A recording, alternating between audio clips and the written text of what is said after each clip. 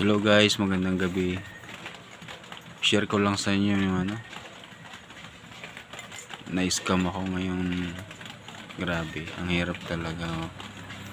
Hirap nga ng pera, na-scam pa.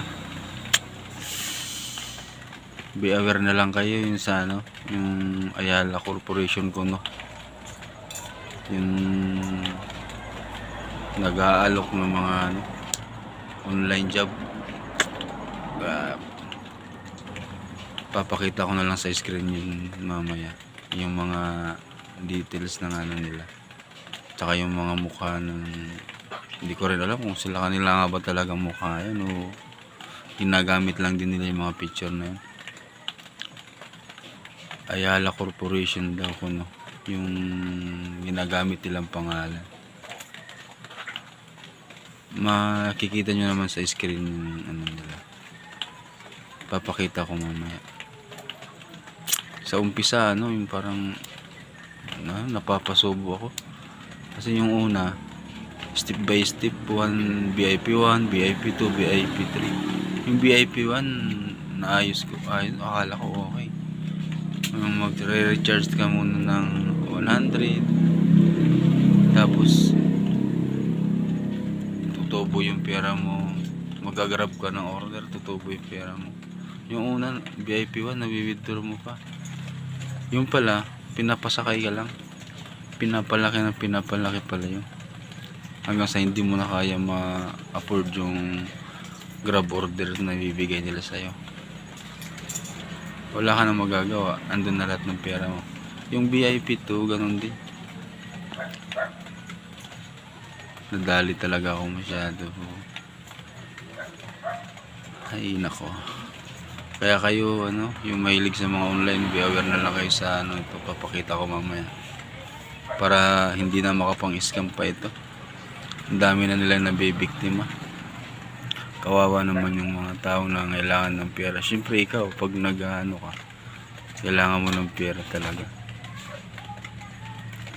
mapapasakay ka nila kasi sa umpisa pakikitain at kikita ka muna.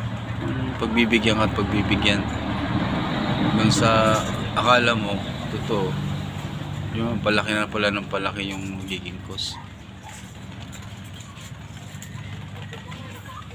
Parang hypnotize na nangyayari, parang diba ko, hirap talaga yung mabawi yung pera, sayang.